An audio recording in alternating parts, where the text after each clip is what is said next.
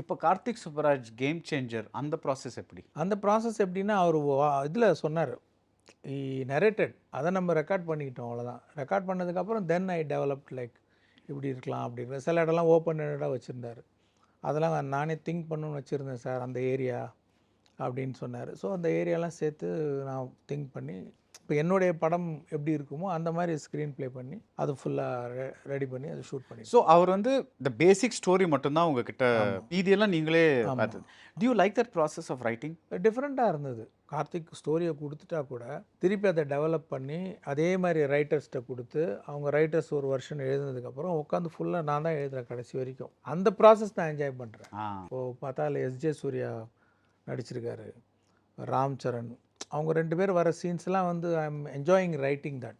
Right. அதை எப்படி polish பண்ணலாம், எப்படி எடுத்துகிட்டு போகலான்னு போது ரொம்ப சுவாரஸ்யமாக இருக்குது. Naga double roasted rava and Naga கடலை மாவு.